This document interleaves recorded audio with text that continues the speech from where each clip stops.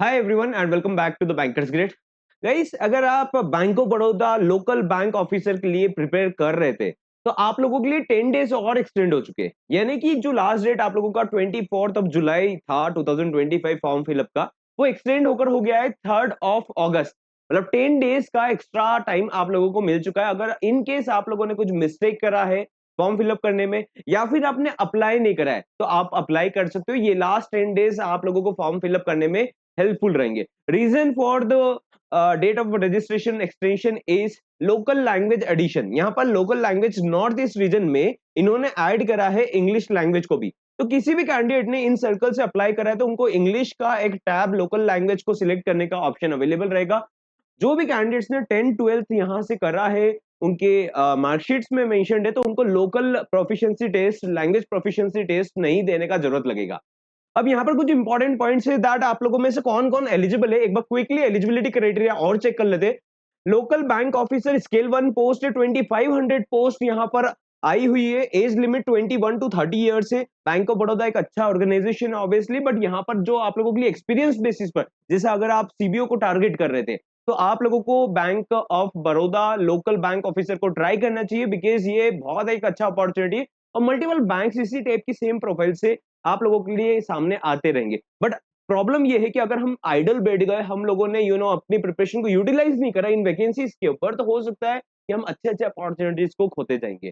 तो 21 से 30 इयर्स की एज के बीच में जनरल कैटेगरी आपका है तो आप इस फॉर्म के लिए अप्लाई कर सकते हो। एजुकेशनल क्वालिफिकेशन बताऊंगा एंड एक्सपीरियंस का बताऊंगा, उससे पहले आप एज रिलैक्सेशन देख लीजिए। एज रिलैक्सेशन के बारे में अगर हम बात करें तो यहाँ पर आप लोगों के लिए एससी एसटी के लिए 5 इयर्स का एक्सटेंशन है। मतलब 30 इयर्स जो आप लोगों को देखने को मिल रहा था वो हो जाएगा 35 इयर्स। ओबीसी के लिए 3 years and other benchmarks other persons with disability, इन सब का बेंचमार्क का आप लोगों को इनके नोटिफिकेशन में चेक कर सकते हो।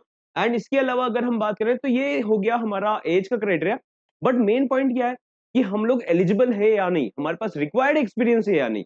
एक बार अच्छे से समझते हैं एलिजिबिलिटी क्राइटेरिया क्या बोलता है। एलिजिबिलिटी क्राइटेरिया के अकॉर्डिंग अगर हम बात करें तो यहाँ पर आपके पास में 1 साल का एक्सपीरियंस होगा तो आप इसके लिए एक्सपीरियंस के बेसिस पर एलिजिबल रहेंगे। बट वो एक्सपीरियंस कौन सी फील्ड का होना चाहिए, यहाँ पर क्लियरली मेंशन्ड है scheduled commercial bank and regional rural bank RRB और शेड्यूल्ड कमर्शियल बैंक का अगर आपके पास में एक्सपीरियंस है then only you are eligible for this post.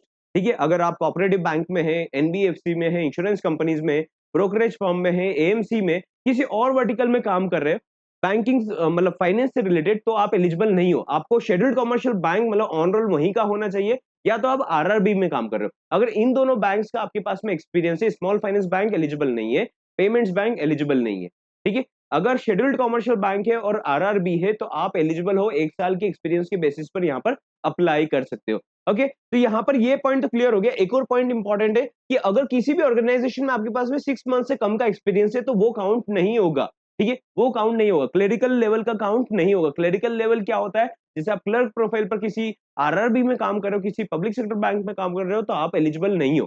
ठीक है, आपका ग्रेड एम एटलीस्ट होना चाहिए, एम और अबव ग्रेड अगर रहेगा तो आप एलिजिबल हो फॉर दिस प्रोफाइल।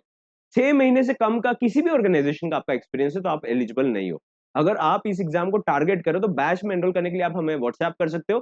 बैच में आप लोगों के लिए कंप्लीट यहाँ पर प्रिपरेशन है सो दैट कि इस एग्जाम के रियल पैटर्न, चाहे प्रोफेशनल नॉलेज हुआ, क्वांट रीजनिंग हुआ, जनरल अवेयरनेस हुआ, इंग्लिश हुआ, आप लोग इस एग्जाम को क्रैक कर सके। Also interview preparation is also included.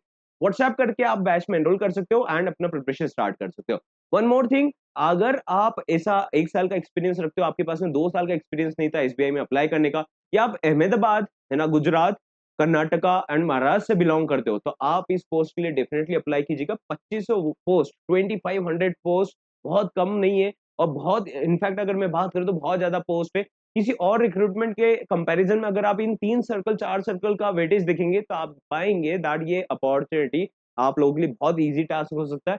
Near by filling up the form और थोड़ा बहुत बेसिक प्रिपरेशन करके अगर आप इन स्टेट से बिलोंग करते हो इस एग्जाम में आप अपना सिलेक्शन ले सकते हो। And you never know that अगर आपने थोड़ा बहुत अपने एफर्ट्स लगा दिया एग्जामिनेशन के ऊपर तो आप एक LBO, bank of Baroda LBO में आ सकते हो, ज्वाइन कर सकते हो। See you in the next session with other details. Till then इससे रिलेटेड कुछ आप लोगों के क्वेरीज है आप कमेंट कर सकते हो, बट स्टिल इंश्योर कीजिएगा दैट मैं आप लोगों का मेजर मेजर वेटेज इसी वीडियो में कवर कर लिया, like eligibility criteria, age criteria and extension. Okay, मिलते हैं नेक्स्ट सेशन में।